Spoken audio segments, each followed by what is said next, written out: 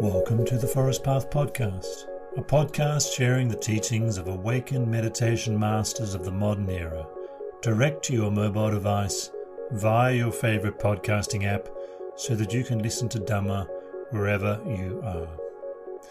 This episode is a talk given by the Thai forest meditation master Ajahn Chah, and it's titled About Being Careful.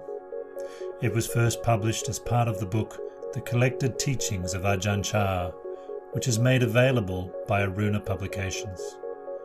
You can find links to the original text in the description below. May you all benefit from hearing this gift of Dhamma by a meditation master of the Thai forest tradition.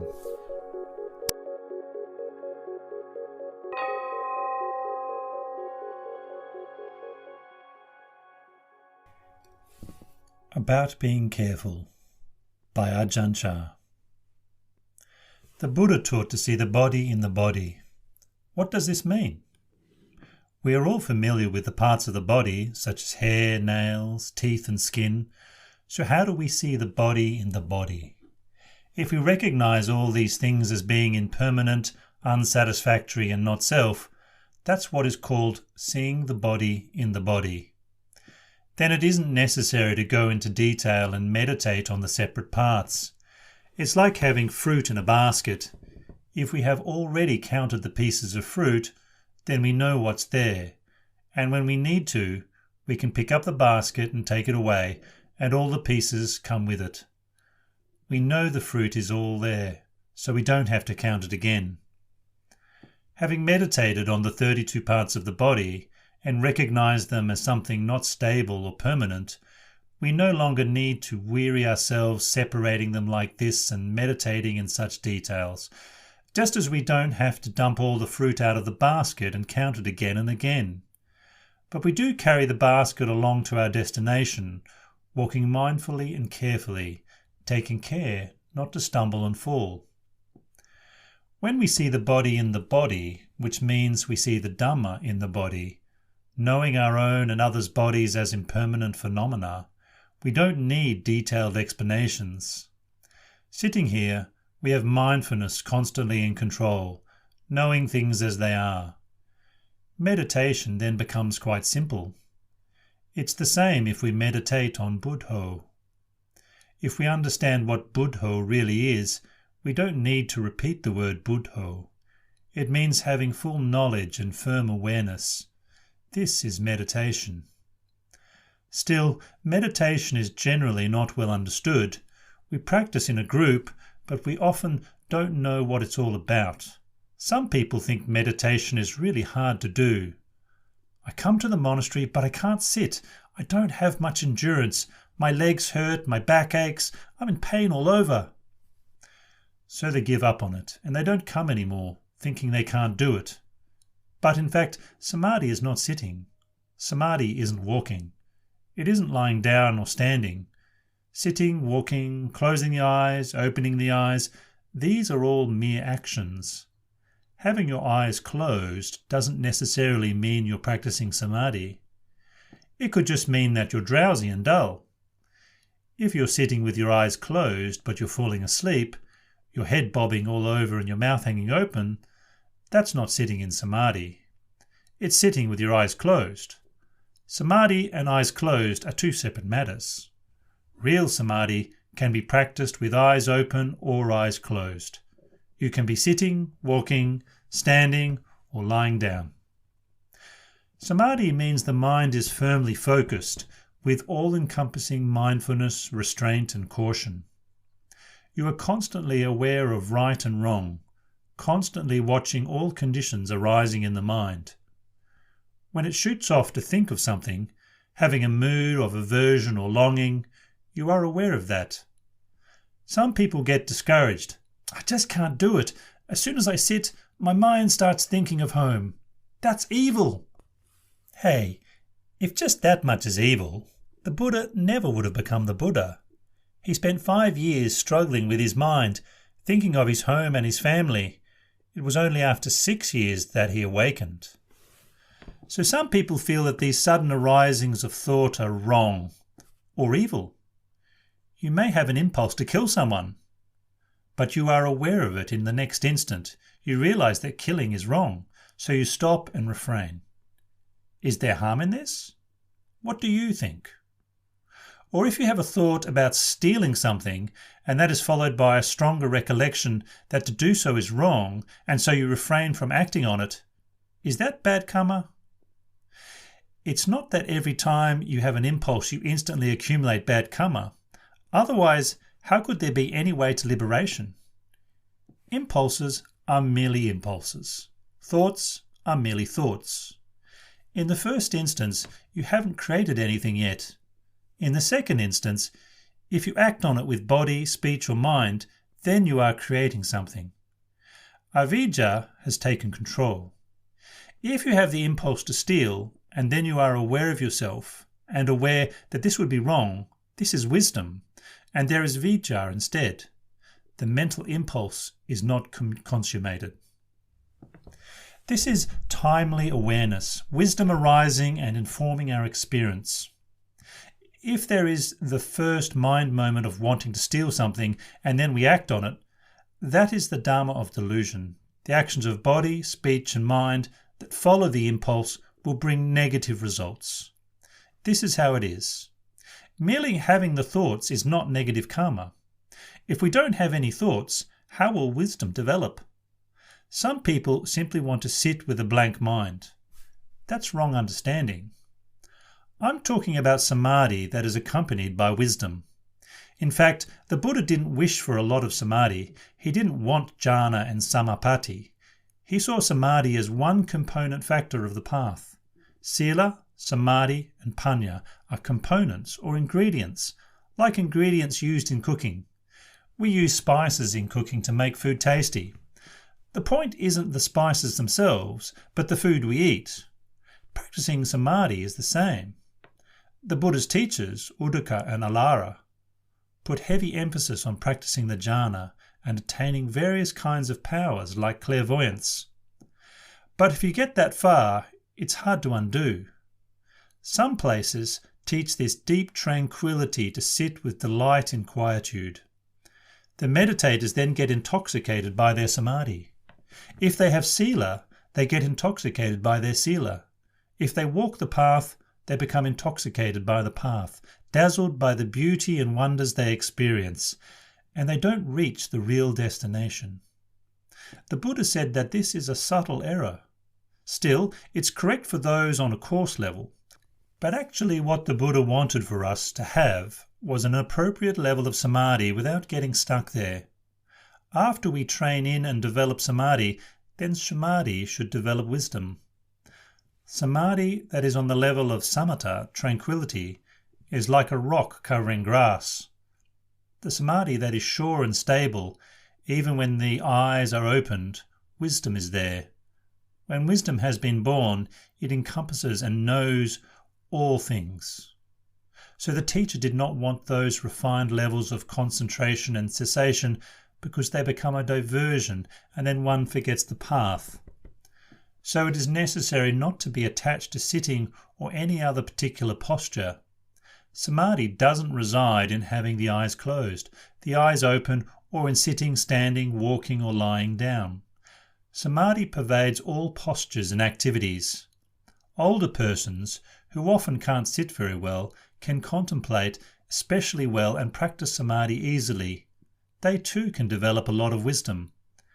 How is it that they can develop wisdom? Everything is rousing them. When they open their eyes, they don't see things as clearly as they used to. Their teeth give them trouble and fall out. Their bodies ache most of the time. Just that is the place of study. So really, meditation is easy for old folks. Meditation is hard for youngsters. Their teeth are strong, so they can enjoy their food. They sleep soundly. Their faculties are intact and the world is fun and exciting to them, so they get deluded in a big way. When the old ones chew on something hard, they're soon in pain. Right there, the Devadutta, the divine messengers, are talking to them. They're teaching them every day. When they open their eyes, their sight is fuzzy. In the morning, their backs ache. In the evening, their legs hurt. That's it. This is really an excellent subject to study. Some of you older people will say you can't meditate. What do you want to meditate on? Who will you learn meditation from? This is seeing the body in the body and sensation in sensation. Are you seeing these or are you running away? Saying you can't practice because you're too old is only due to wrong understanding. The question is, are things clear to you? Elderly persons have a lot of thinking, a lot of sensation, a lot of discomfort and pain. Everything appears. If they meditate, they can really testify to it. So I say that meditation is easy for old folks.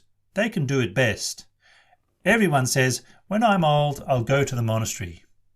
When you understand this, it's true all right. You have to see it within yourself. When you sit, it's true. When you stand up, it's true. When you walk, it's true. Everything is a hassle. Everything is presenting obstacles. And everything is teaching you. Isn't that so? Can you just get up and walk away so easily now? When you stand up, it's oh. Or haven't you noticed? And it's oh when you walk. It's prodding you. When you're young, you can just stand up and walk, going on your way, but you don't really know anything. When you're old, every time you stand up, it's oi. Isn't that what you say? Oi, oh. Every time you move, you learn something. So how can you say it's difficult to meditate? Where else is there to look? It's all correct. The Devadutta, the divine messengers, are telling you something. It's most clear. Sankhara are telling you that they are not stable or permanent, not you or yours. They are telling you this every moment. But we think differently. We don't think that this is right. We entertain wrong view and our ideas are far from the truth. But actually, old people can see impermanence, suffering and lack of self and give rise to dispassion and disenchantment because the evidence is right there within them all the time. I think that's good. Having the inner sensitivity that is always aware of right and wrong is called buddho. It's not necessary to be continually repeating buddho. You've counted the fruit in your basket. Every time you sit down, you don't have to go to the trouble of spilling out the fruit and counting it again. You can leave it in the basket. But someone with mistaken attachment will keep counting. He'll stop under a tree, spill it out and count, and put it back in the basket. Then he'll walk on to the next stopping place and do it again. But he's just counting the same fruit. This is craving itself. He's afraid that if he doesn't count, there will be some mistake. We are afraid that if we don't keep saying buddho, we'll be mistaken. How are we mistaken? Only the person who doesn't know how much fruit there is needs to count it. Once you know, you can take it easy and just leave it in the basket. When you're sitting, you just sit. When you're lying down, you just lie down because your fruit is all there with you. By practicing virtue and creating merit, we say, Nibbana pachayo hotu, may it be a condition for realizing Nibbana. As a condition for realizing Nibbana, making offerings is good. Keeping precepts is good. Practicing meditation is good. Listening to Dhamma teachings is good. May they become conditions for realizing Nibbana. But what is Nibbana all about anyway? Nibbana means not grasping. Nibbana means not giving meaning to things. Nibbana means letting go.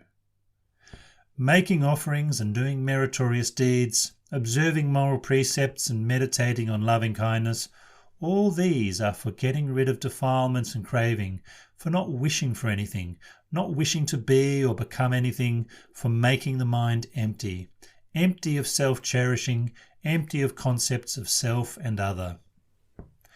Nibbana pachayo hotu. Make it become a cause for Nibbana. Practicing generosity is giving up, letting go. Listening to teachings is for the purpose of gaining knowledge, to give up and let go, to uproot clinging to what is good and to what is bad. At first we meditate to become aware of the wrong and the bad. When we recognize that, we give it up and we practice what is good. Then, When some good is achieved, don't get attached to that good. Remain halfway in the good or above the good. Don't dwell under the good. If we are under the good, then the good pushes us around and we become slaves to it. We become slaves and it forces us to create all sorts of karma and demerit. It can lead us into anything, and the result will be the same kind of unhappiness and unfortunate circumstances we find ourselves in before. Give up evil and develop merit. Give up the negative and develop what is positive. Developing merit, remain above merit. Remain above merit and demerit, above good and evil. Keep on practicing with a mind that is giving up, letting go, and getting free. It's the same no matter what you are doing. If you do it with a mind of letting go, it is a cause for realizing Nirvana. What you do free of desire, free of defilement, free of craving, all merges with the path, meaning noble truth, meaning Satcha Dhamma.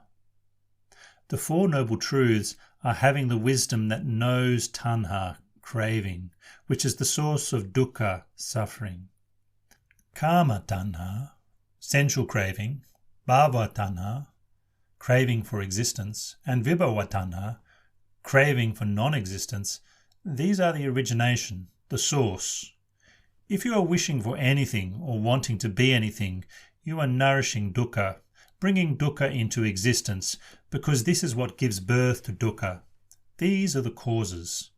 If we create the causes of dukkha, then dukkha will come about. The cause is vibhava tanha, this restless, anxious craving. One becomes a slave to desire and creates all sorts of karma and wrongdoing because of it, and this suffering is born. Simply speaking, dukkha is the child of desire. Desire is the parent of dukkha. When there are parents, dukkha can be born. When there are no parents, dukkha cannot come about. There will be no offspring. This is where meditation should be focused. We should see all the forms of tanha, which cause us to have desires. But talking about desire can be confusing. Some people get the idea that any kind of desire, such as a desire for food and the material requisites for life, is tanha. But we can have this kind of desire in an ordinary and natural way. When you're hungry and desire food, you can take a meal and be done with it. That's quite ordinary. This is desire that's within boundaries that doesn't have ill effects. This kind of desire isn't sensuality. If it's sensuality, then it becomes something more than desire. There will be craving for more things to consume, seeking out flavours, seeking enjoyment in ways that bring hardship and trouble, such as drinking liquor and beer. Some tourists told me about a place where people eat live monkeys' brains. They put a monkey in the middle of the table and cut open its skull. Then they spoon out the brain to eat. That's eating like demons or hungry ghosts. It's not eating in a natural or ordinary way. Doing things like this, eating becomes tanha. They say that the blood of monkeys makes them strong, so they try to get hold of such animals, and when they eat them, they're drinking liquor and beer too. This isn't ordinary eating. It's the way of ghosts and demons mired in sensual craving. It's eating coals, eating fire, eating everything everywhere. This sort of desire is what is tanha. There is no moderation. Speaking, thinking, dressing, everything such people do goes to excess. If our eating, sleeping and other necessary activities are done in moderation, there is no harm in them. So you should be aware of yourselves in regard to these things. Then they won't become a source of suffering. If we know how to be moderate and thrifty in our needs, we can be comfortable. Practicing meditation and creating merit and virtue are not really such difficult things to do, provided we understand them well. What is wrongdoing? What is merit? Merit is what is good and beautiful, not harming ourselves or others with our thinking, speaking and acting. If we do this, there is happiness. Nothing negative is being created. Merit is like this. Skillfulness is like this. It's the same with making offerings and giving charity. When we give, what is it that we are trying to give away? Giving is for the purpose of destroying self-cherishing, the belief in a self along with selfishness. Selfishness is powerful, extreme suffering. Selfish people always want to be better than others and to get more than others. A simple example is how, after they eat, they don't want to wash their dishes. They let someone else do it. If they eat in a group, they will leave it to the group. After they eat, they take off. This is selfishness, not being responsible, and it puts a burden on others. What it really amounts to is someone who doesn't care about himself, who doesn't help himself, and who really doesn't love himself. In practicing generosity, we are trying to cleanse our hearts of this attitude. This is called creating merit through giving, in order to have a mind of compassion and comparing towards all living beings without exception. If we can be free of just this one thing, selfishness, then we will be like the Lord Buddha. He wasn't out for himself, but sought the good of all. If we have the path and fruit arising in our hearts like this, we can certainly progress. With this freedom from selfishness, all the activities of virtuous deeds, generosity and meditation will lead to liberation. Whoever practices like this will become free and go beyond all convention and appearance. The basic principles of practice are not beyond our understanding. For example, if we lack wisdom, when practicing generosity, there won't be any merit. Without understanding, we think that generosity merely means giving things. When I feel like giving, I'll give. If I feel like stealing something, I'll steal it. Then if I feel generous, I'll give something. It's like having a barrel full of water. You scoop out a bucketful, and then you pour back in a bucketful. Scoop it out again, pour it in again. Scoop it out, pour it in, like this. When will your barrel be empty?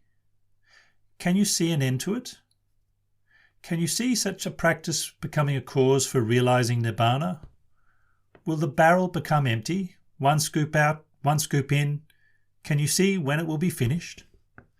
Going back and forth like this is vata, the cycle itself.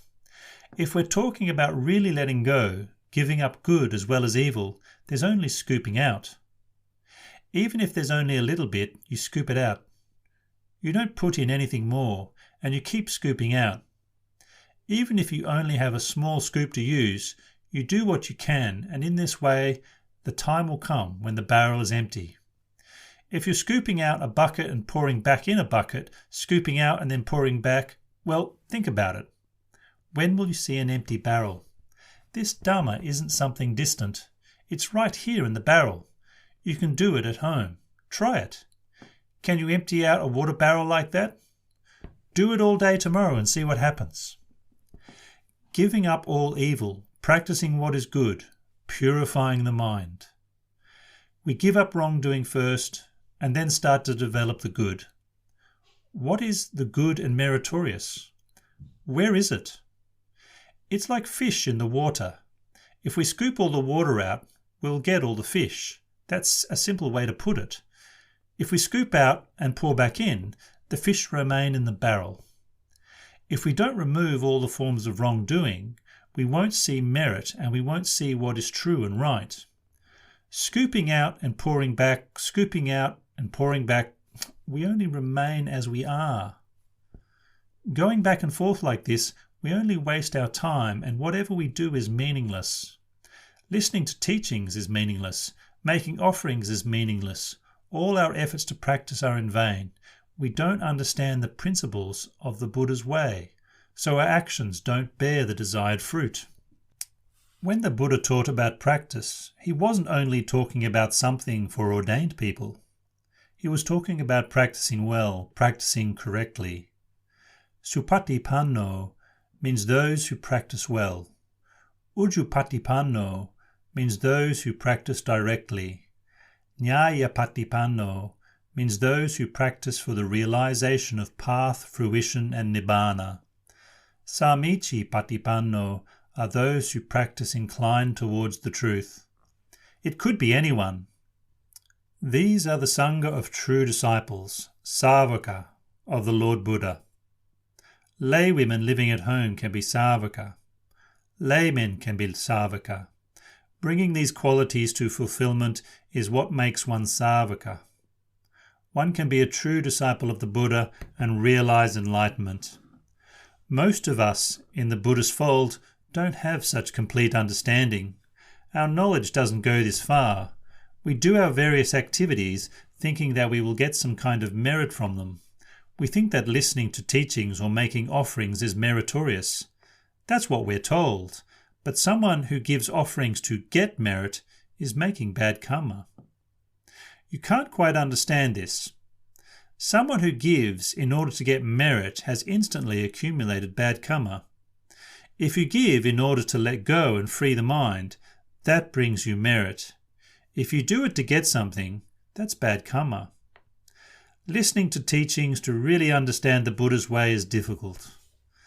The Dhamma becomes hard to understand when the practice that people do, keeping precepts, sitting meditation, giving, is for getting something in return.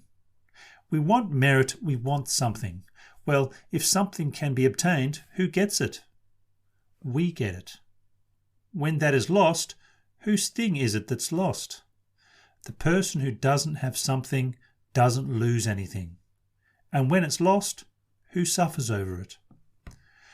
Don't you think that living your life to get things brings you suffering?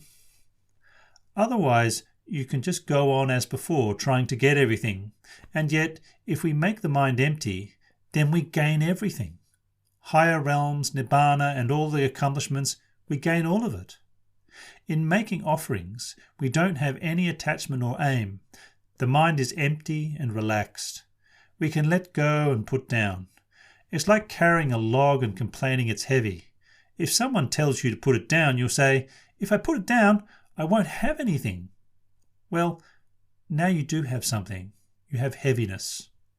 But you don't have lightness. So do you want lightness, or do you want to keep carrying? One person says to put it down. The other says he's afraid he won't have anything. They're talking past each other. We want happiness, we want ease, we want tranquility and peace. It means we want lightness.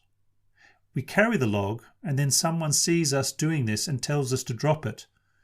We say we can't because what would we have then? But the other person says that if we drop it, we can get something better. The two have a hard time communicating. If we make offerings and practice good deeds in order to get something, it doesn't work out. What we get is becoming and birth. It isn't a cause for realizing Nibbana. Nibbana is giving up and letting go. Trying to get, to hold on, to give meaning to things aren't causes for realizing Nibbana. The Buddha wanted us to look here at this empty place of letting go. This is merit. This is skillfulness. Once we have done practice, any sort of merit and virtue, we should feel that our part is done. We shouldn't carry it any further. We do it for the purpose of giving up defilements and craving. We don't do it for the purpose of creating defilements, craving and attachment. Then where will we go? We don't go anywhere. Our practice is correct and true. Most of us Buddhists, though we follow the form of practice and learning, have a hard time understanding this kind of talk. It's because Mara, meaning ignorance, meaning craving, the desire to get, to have and to be, enshrouds the mind. We only find temporary happiness. For example, when we are filled with hatred towards someone, it takes over our minds and gives us no peace. We think about the person all the time, thinking what we can do to strike out at him. The thinking never stops. Then maybe one day we get a chance to go to his house and curse him and tell him off. That gives us some release. Does that make an end of our defilements? We found a way to let off steam and we feel better for it. But we haven't rid ourselves of the affliction of anger, have we? There is some happiness in defilement and craving, but it's like this. We're still storing the defilement inside, and when the conditions are right, it will flare up again, even worse than before. Then we will want to find some temporary release again. Do the defilements ever get finished in this way? It's similar when someone's spouse or children die, or when people suffer big financial loss. They drink to relieve their sorrow. They go to a movie to relieve their sorrow. Does it really relieve their sorrow? The sorrow actually grows, but for the time being they can forget about what happens, so they call it a way to cure their misery. It's like if you have a cut at the bottom of your foot that makes walking painful. Anything that contacts it hurts, so you limp along complaining of the discomfort. But if you see a tiger coming your way, you'll take off and start running without any thought of your cut. Fear of the tiger is much more powerful than the pain in your foot, so it's as if the pain is gone. The fear made it something small. You might experience problems at work or at home that seem so big. Then you get drunk, and in that drunken state of more powerful delusion, those problems no longer trouble you so much. You think it solved your problems and relieved your unhappiness. But when you sober up, the old problems are back. So what happened to your solution? You keep suppressing the problems with drink, and they keep on coming back.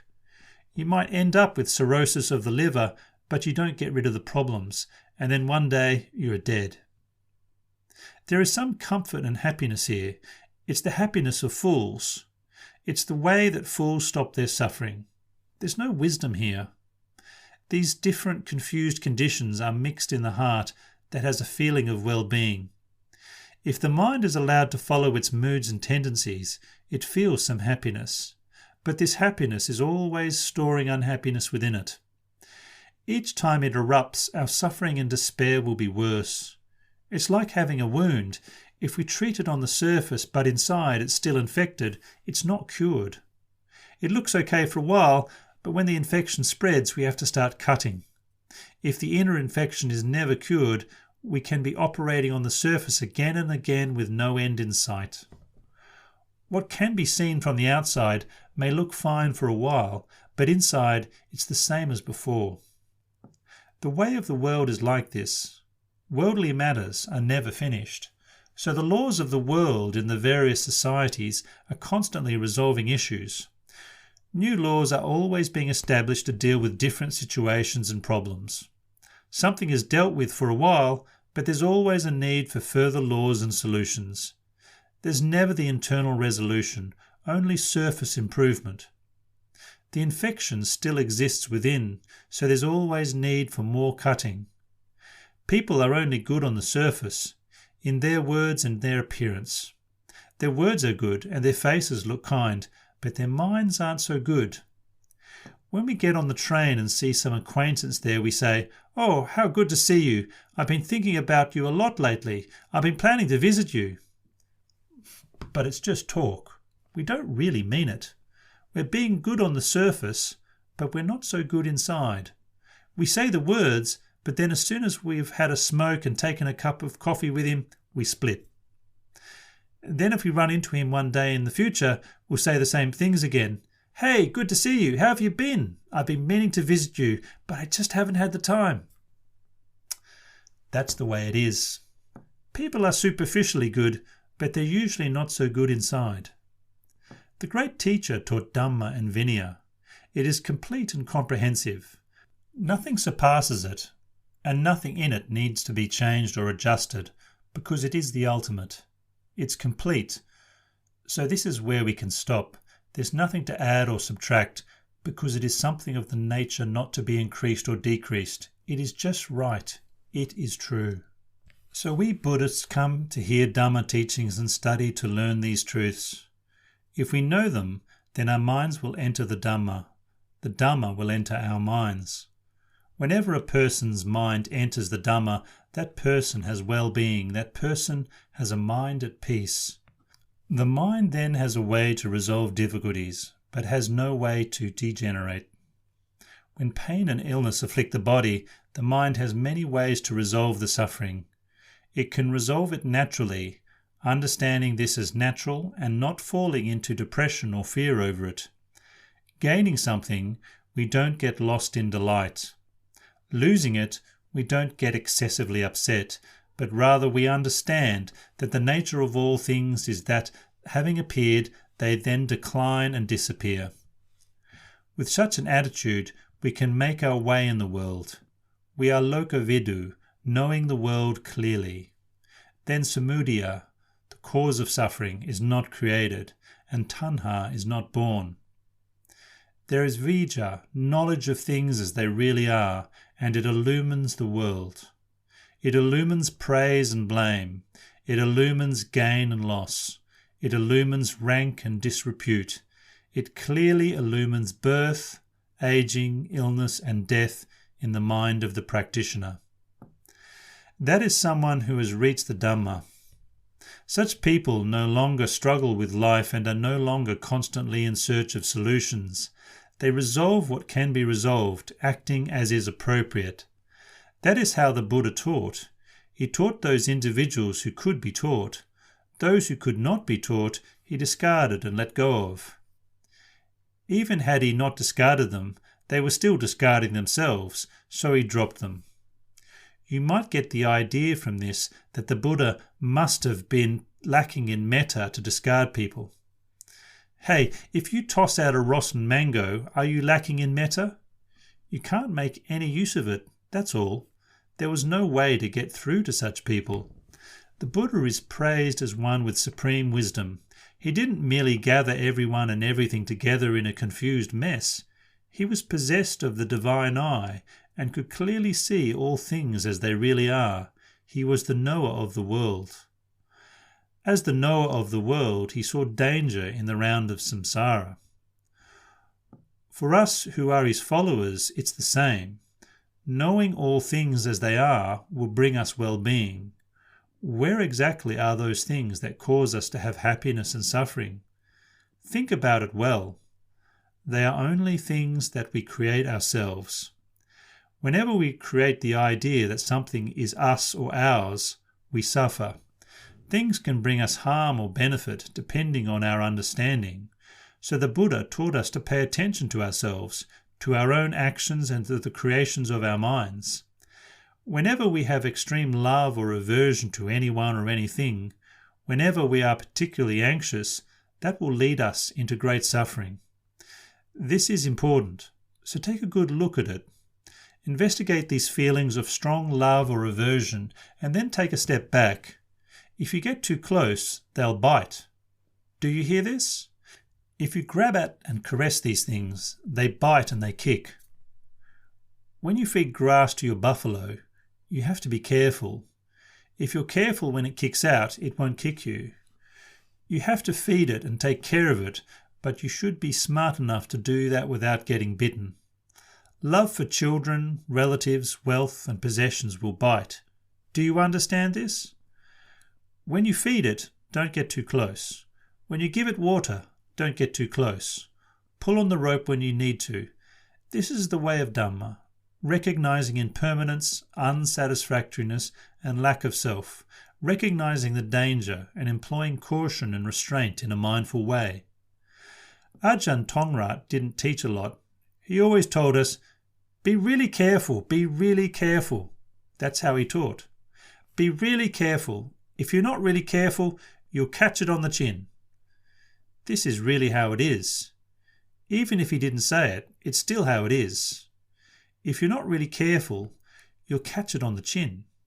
Please understand this. It's not someone else's concern.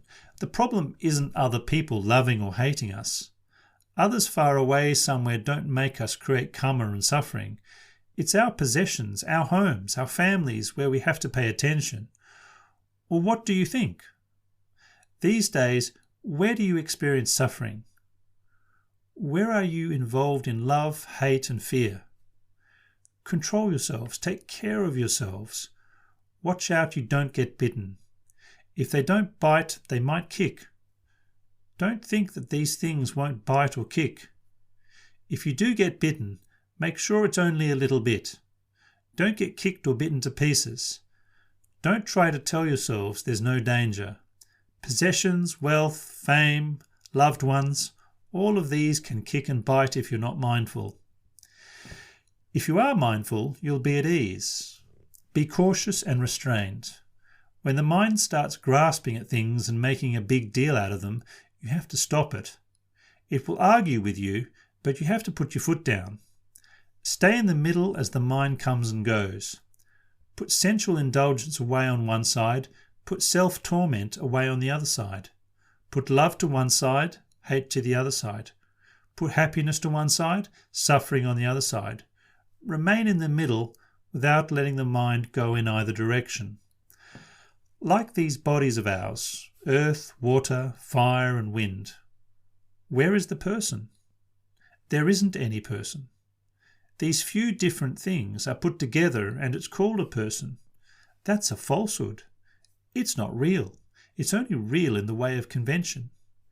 When the time comes, the elements return to their old state. We've only come to stay with them for a while, so we have to let them return. The part that is earth, send back to be earth. The part that is water, send back to be water. The part that is fire, send back to be fire. And the part that is wind, send back to be wind. Or will you try to go with them and keep something? We come to rely on them for a while. When it's time for them to go, let them go. When they come, let them come. All these phenomena, sabhava, appear and then disappear. That's all. We understand that all these things are flowing, constantly appearing and disappearing. Making offerings, listening to teachings, practicing meditation, whatever we do should be done for the purpose of developing wisdom. Developing wisdom is for the purpose of liberation, freedom from all these conditions and phenomena. When we are free, then no matter what our situation is, we don't have to suffer. If we have children, we don't have to suffer. If we work, we don't have to suffer. If we have a house, we don't have to suffer. It's like a lotus in the water. I grow in the water, but I don't suffer because of the water. I can't be drowned or burned because I live in the water. When the water ebbs away and flows, it doesn't affect the lotus. The water and the lotus can exist together without conflict. They are together yet separate. Whatever is in the water nourishes the lotus and helps it grow into something beautiful. It's the same for us. Wealth, home, family, and all defilements of mind no longer defile us, but rather help us develop parami, the spiritual perfections. In a grove of bamboo, the old leaves pile up around the trees, and when the rain falls, they decompose and become fertilizer. Shoots grow and the trees develop because of the fertilizer, and we have a source of food and income. But it didn't look like anything good at all. So be careful. In the dry season, if you set fires in the forests, they'll burn up all the future fertilizer, and the fertilizer will turn into a fire that burns the bamboo. Then you won't have any bamboo shoots to eat. So if you burn the forest, you burn the bamboo fertilizer.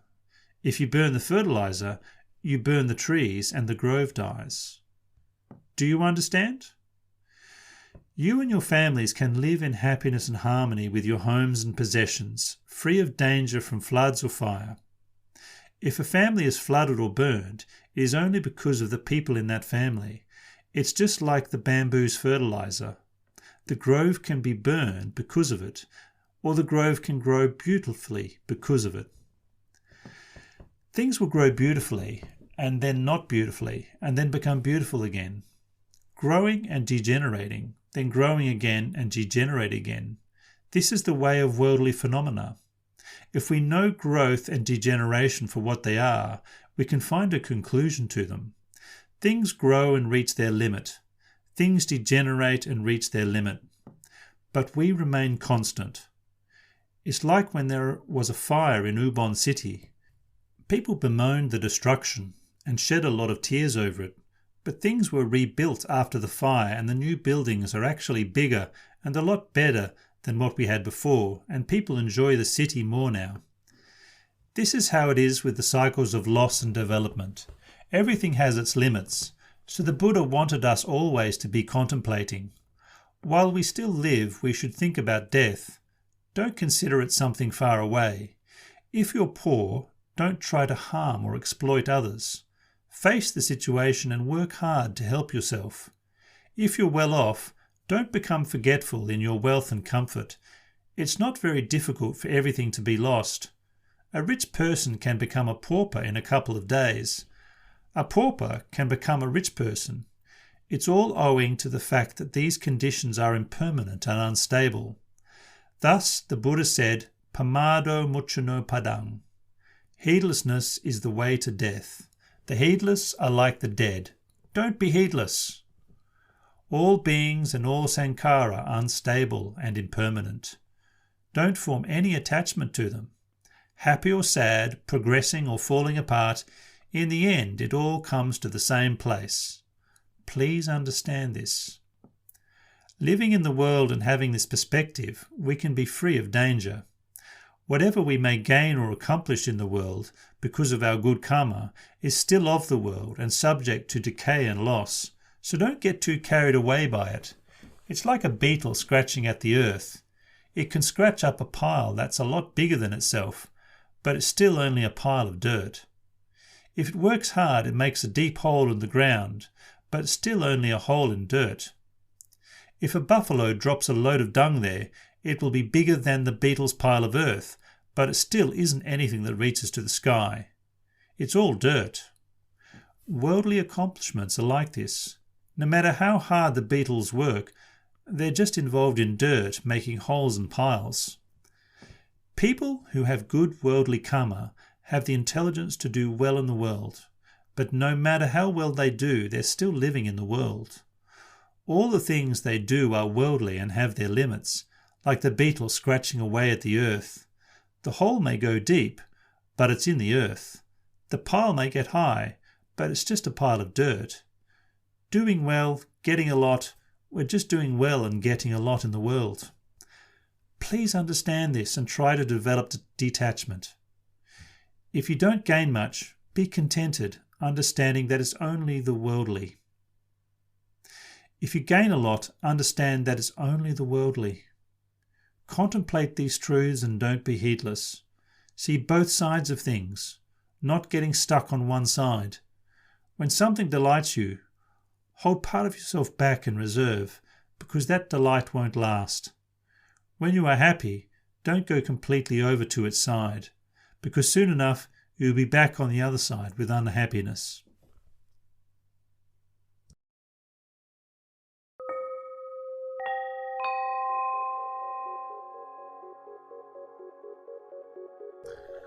That concludes the Dhamma teaching about being careful by the Venerable Ajahn Chah. If you'd like to hear more talks by Ajahn Chah and other meditation masters of the forest tradition of Theravada Buddhism, subscribe to the Forest Path podcast using your favourite podcasting app. This teaching by Ajahn Chah, which is compiled and produced by Aruna Publications, is made available through the Creative Commons Attribution Non-Commercial No Derivs 2.0 license. You are free to copy, distribute, display and perform the work under the following conditions. You must give the original author credit. You may not use this work for commercial purposes, and you may not alter, transform or build upon this work.